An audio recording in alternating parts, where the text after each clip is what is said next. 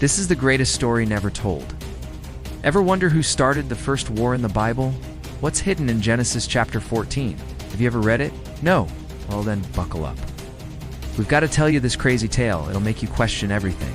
Imagine a war so ancient, it's older than history itself. It's the clash of civilizations, rebellion against tyrants, daring escapes, and a rescue mission that defied all odds. It's the story of the first war in the Bible, and it might just change the way you see the world. In the beginning, there was peace.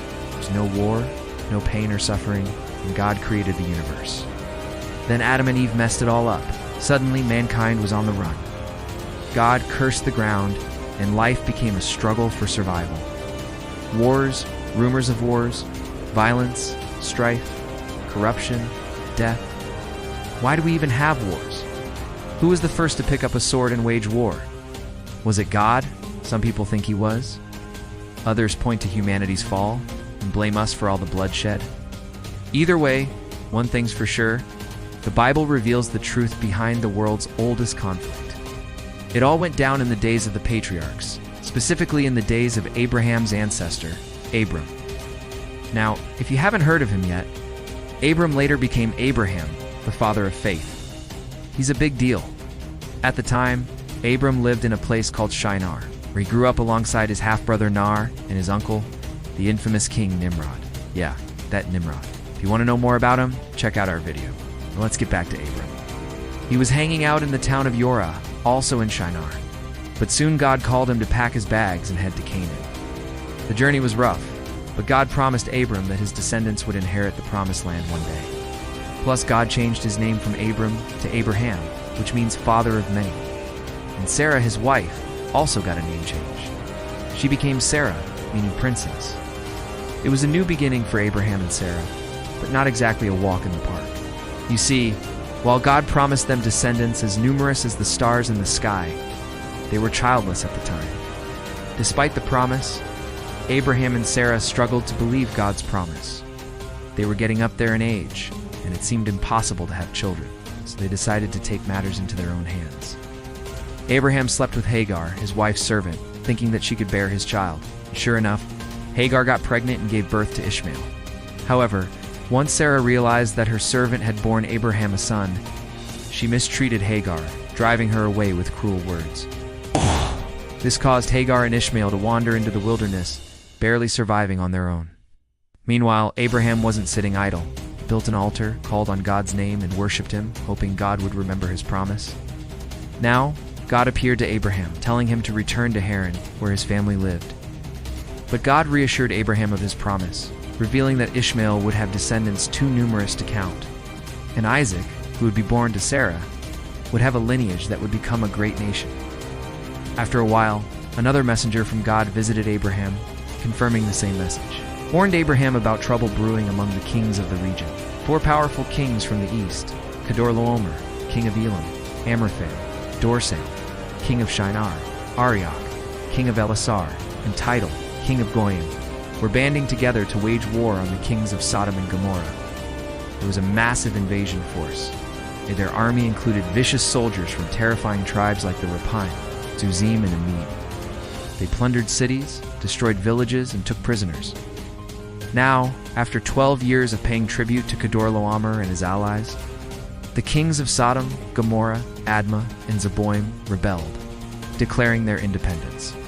These 5 kings thought they could stand up to Kedorlaomer and his crew, but they were wrong. The invaders crushed them, capturing many people, including Lot, Abraham's nephew, who settled in Sodom. The news reached Abraham in Beersheba, and he knew he had to act. Lot was his family, and he couldn't just sit back. Now Abraham assembled 318 trained servants and set off to rescue Lot. It was a bold move. Single man with a few trusted helpers against 4 kings with a huge army. But Abraham was determined. As night fell, he split his troops into groups and attacked the enemy. But caught off guard, and confusion spread through the ranks. Abraham chased them all the way past Damascus. The fugitives didn't stop running until they reached the Euphrates River.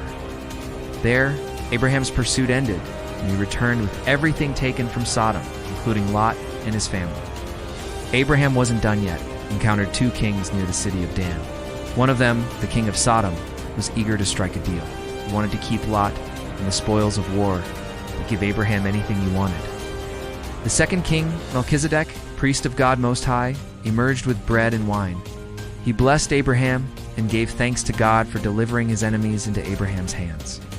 In turn, Abraham gave Melchizedek a tenth of everything, showing his gratitude.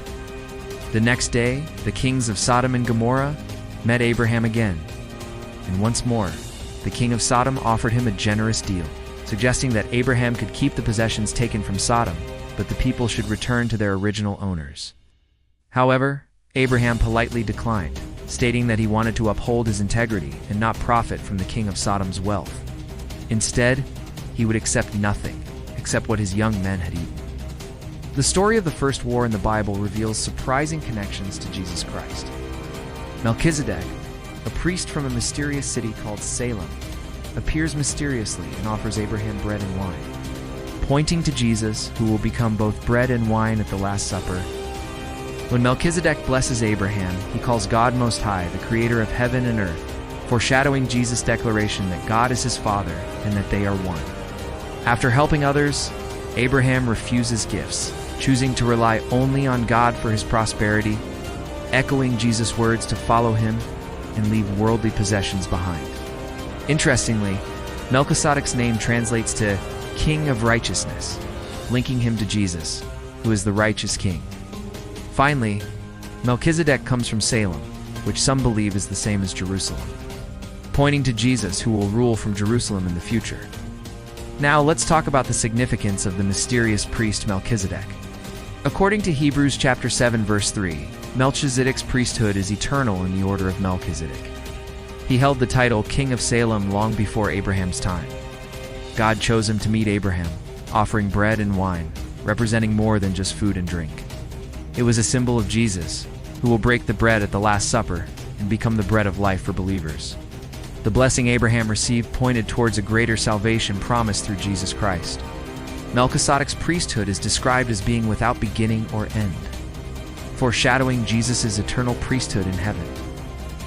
Abraham's act of giving a tenth to Melchizedek is considered the first tithe, laying a foundation for future offerings to God. The mention of Salem sparks speculation that it could be Jerusalem, emphasizing Jesus' connection to the city. The idea that Melchizedek was Jesus himself has been debated, with arguments supporting and opposing it.